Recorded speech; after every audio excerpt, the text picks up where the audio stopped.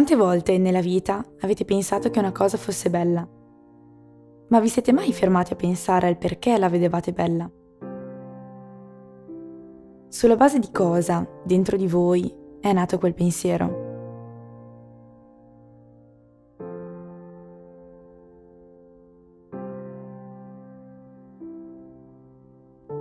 Nel mondo dell'arte il concetto di bello è qualcosa che mi ha sempre affascinata e incuriosita. Mi sono sempre chiesta come certe persone fossero così entusiaste nell'acquistare opere che a volte sembrano così assurde e concettuali da risultare quasi incomprensibili. Eppure, ciò che ci avvicina a un'opera d'arte piuttosto che a un'altra è proprio il vedere la bellezza in quell'opera.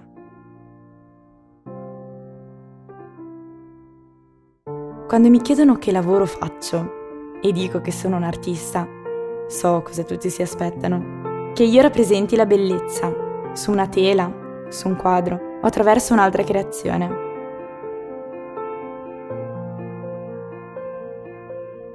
La prima volta che mi hanno commissionato un murales ero terrorizzata. Avevo paura di sbagliare, di fare un'enorme macchia sul muro, di guardare quelle persone che avevano riposto la loro fiducia in me e vedere nei loro occhi la delusione.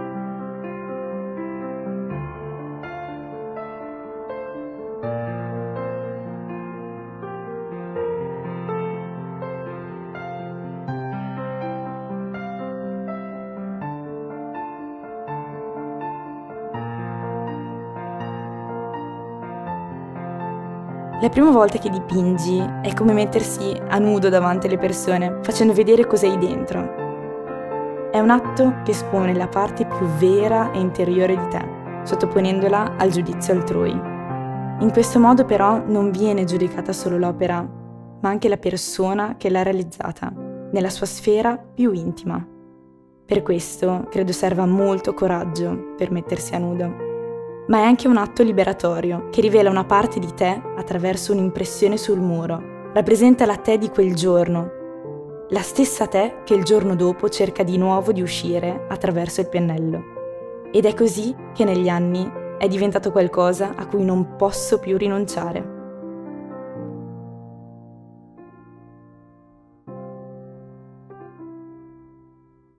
Ognuno di noi, da bambino, ha riempito fogli di colore e pittura, esprimendo liberamente se stesso e la propria creatività senza alcun vincolo. Ma la maggior parte delle persone, crescendo, ha smesso di dipingere. E perché avviene questo?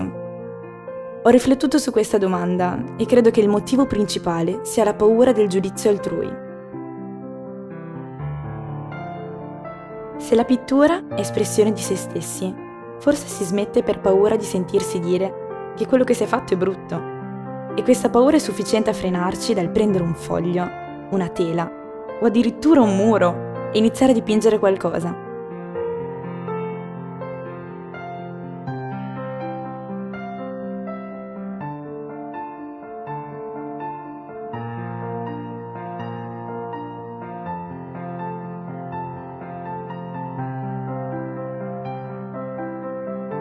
Credo che a un certo punto della vita ognuno di noi smetta di esprimersi davvero liberamente come faceva da bambino, omologandosi alle persone o alle convenzioni sociali e spesso reprimendo quello che ha davvero dentro di sé. Quante volte ci soffochiamo con una vita talmente piena di impegni da non lasciarci il tempo per pensare a chi siamo e alla strada che stiamo percorrendo. Una frenesia che non ci lascia il tempo di capire se siamo davvero sulla strada giusta.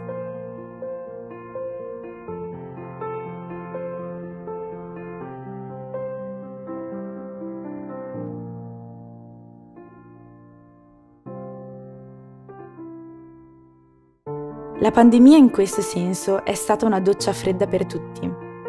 Ci ha costretti a stare davvero con noi stessi e ad autoanalizzarci. Per qualcuno è stato come l'occasione per fare pace con una persona con cui non si parlava da anni, avendo il tempo di chiarire che cosa funzionava e cosa no. È stata l'opportunità per tante persone di reinventarsi, di trasformare una passione in qualcosa di più grande, di esporsi attraverso i social, di affrontare la paura di essere giudicate. Credo che a tutti noi servisse un momento nel quale fermarsi completamente e ragionare, per capire che la vita può essere ancora più bella se vissuta inseguendo le proprie idee, le proprie passioni, i propri sogni. Questo rende ogni giornata parte di un disegno più grande, uno scalino che ci porta nella giusta direzione per noi verso ciò in cui crediamo.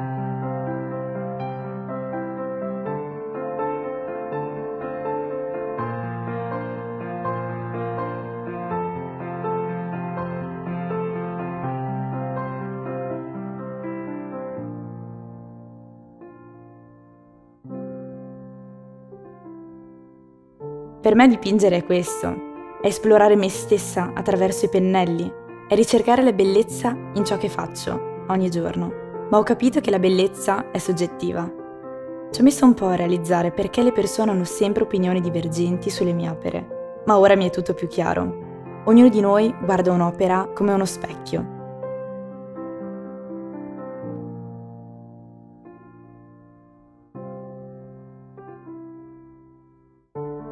Ogni colore, tratto o movimento smuove qualcosa di diverso in ciascuno di noi, che può essere legato al passato o alle esperienze vissute, ma anche allo stato d'animo del momento presente.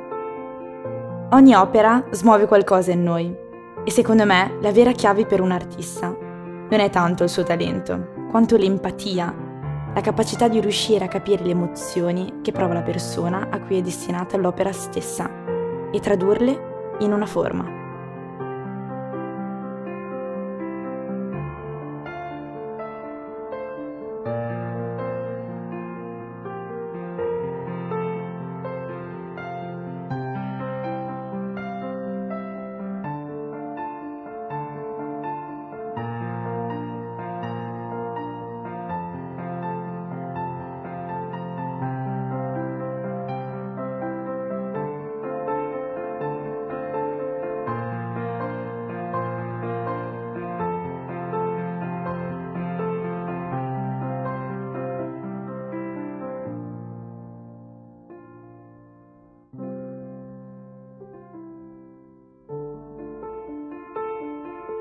L'arte per me è questo, è capire ogni giorno me stessa e chi ricerca le mie opere, scavando a fondo e creando così un linguaggio puro e autentico, dove il pennello diventa il canale delle nostre emozioni, un mezzo che le fa uscire e le imprime in un'immagine. È per questo che l'arte è per tutti, è qualcosa di fruibile attraverso il linguaggio universale dei sensi e quindi tutti noi possiamo godere della sua bellezza.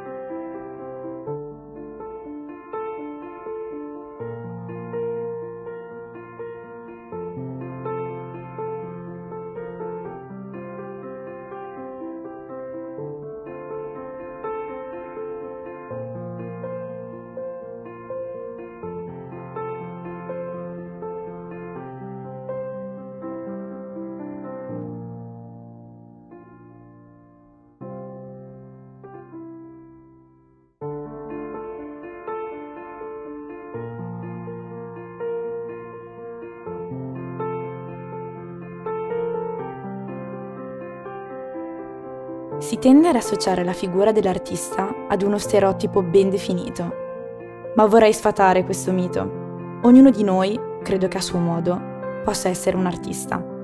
La creatività la si trova ovunque, in ogni professione e in ogni azione che si compie con impegno e passione.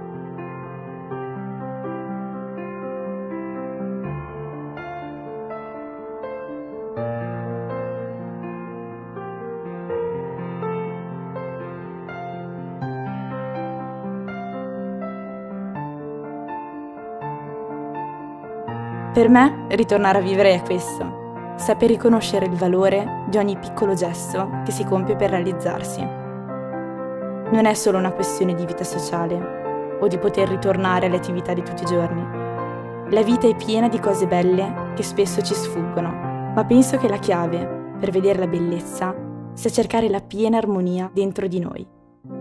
Perché solo amando ciò che abbiamo dentro riusciremo ad amare ciò che è attorno a noi, vedendolo totalmente e incredibilmente bello.